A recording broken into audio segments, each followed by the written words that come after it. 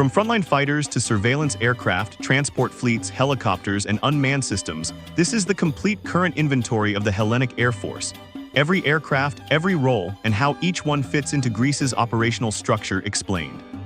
Now, starting with combat aircraft, the Dassault Rafale entered Hellenic Air Force service in 2021 as a multi-role fighter. Operated in both single-seat EG and twin-seat DG variants in the F3R standard, 24 aircraft are in service, with additional units planned, bringing advanced radar, precision strike, and long-range engagement capabilities. Next, the F-16 Fighting Falcon entered service in 1989 as the backbone multi-role fighter. Operated in F-16C and F-16D variants, 150 aircraft remain in service, with 83 undergoing upgrade to the F-16V Viper configuration, significantly enhancing radar systems, avionics, and overall combat effectiveness. The Mirage 2005 entered service in 2007 as a multi-role fighter.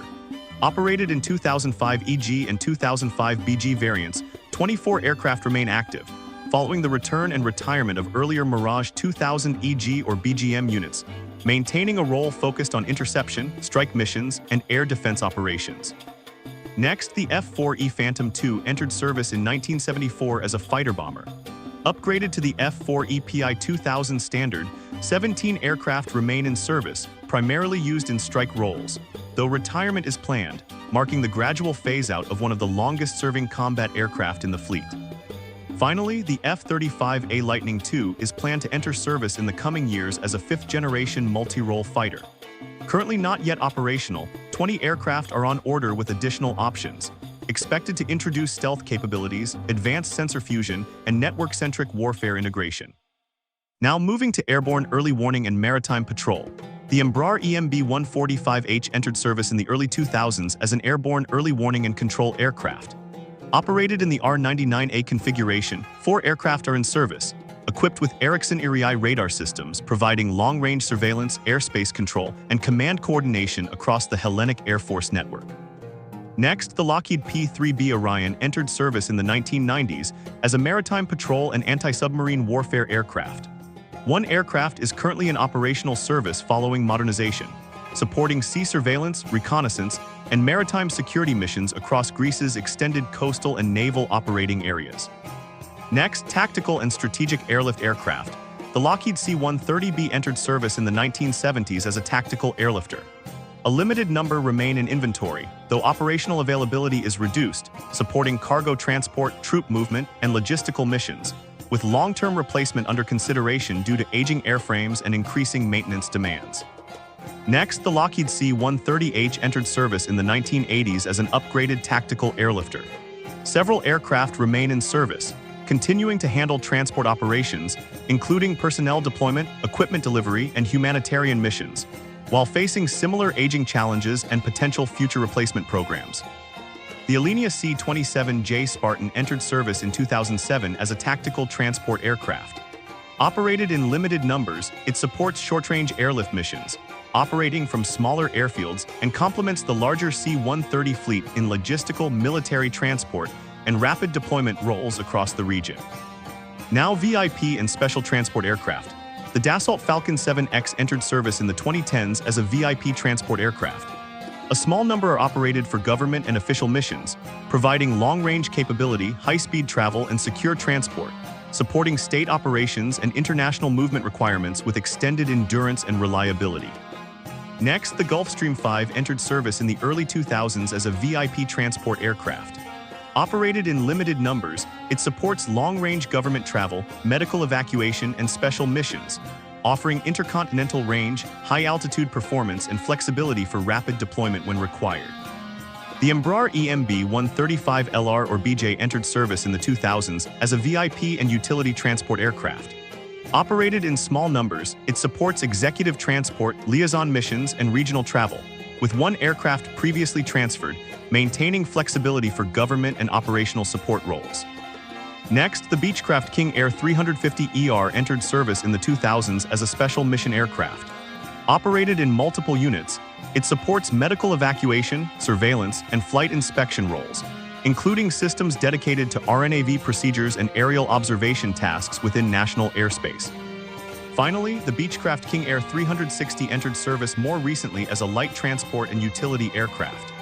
Operated in limited numbers, it supports training, liaison, and light transport missions, complementing the broader King Air fleet with improved avionics, efficiency, and operational flexibility.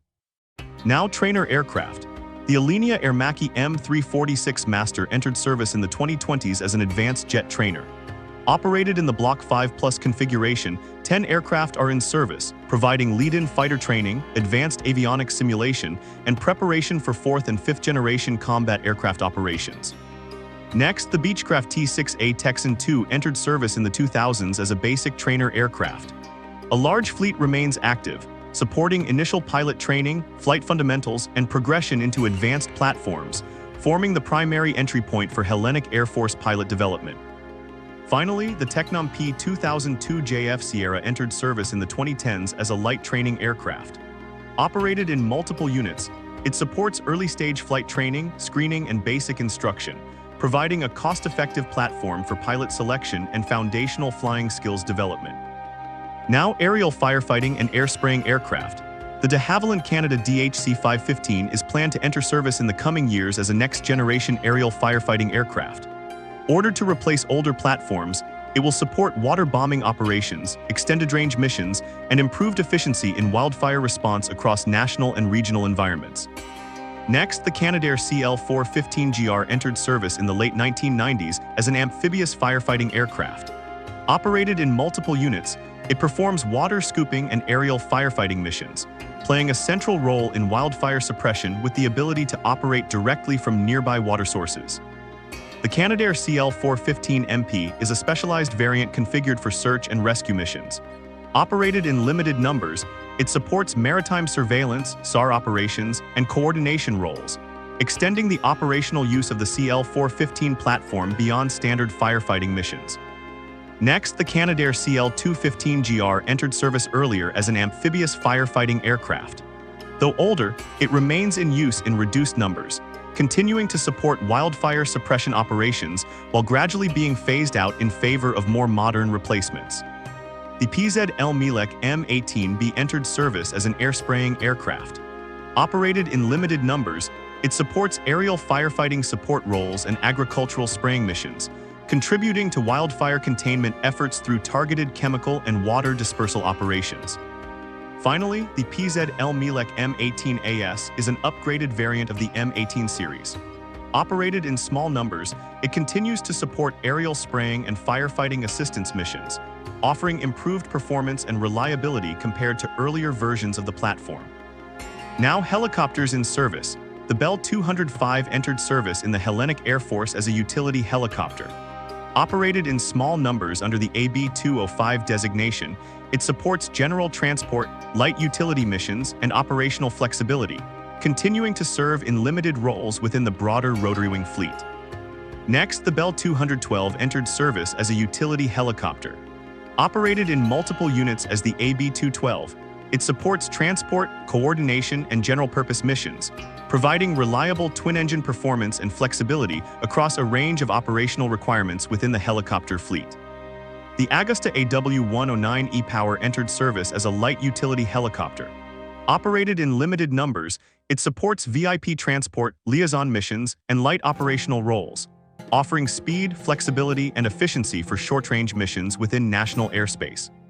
Next, the Agusta AW109 Trekker entered service as an updated variant of the AW109 platform. Operated in small numbers, it supports utility, transport, and light operational roles, featuring improved avionics and mission flexibility compared to earlier versions. The Eurocopter AS-332A2 Super Puma entered service as a search and rescue and medevac helicopter.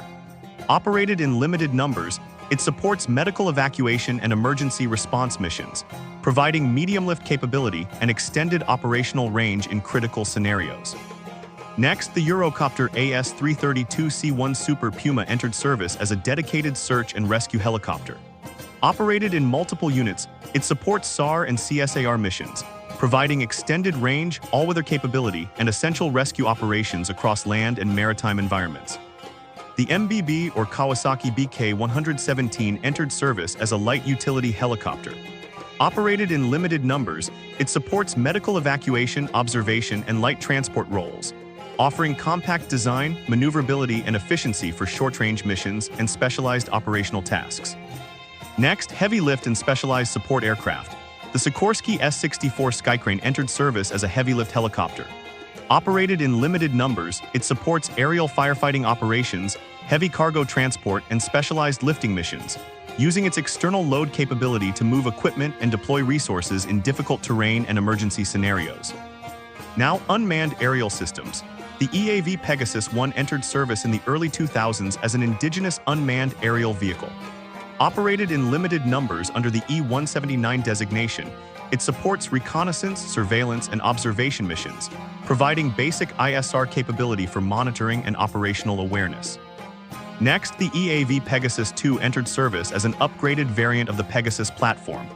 Operated in small numbers, it improves endurance, sensors, and mission capability, continuing to support intelligence, surveillance, and reconnaissance operations within the unmanned systems fleet. The IAI Heron 1 entered service in the 2020s as a medium-altitude, long-endurance unmanned aerial system.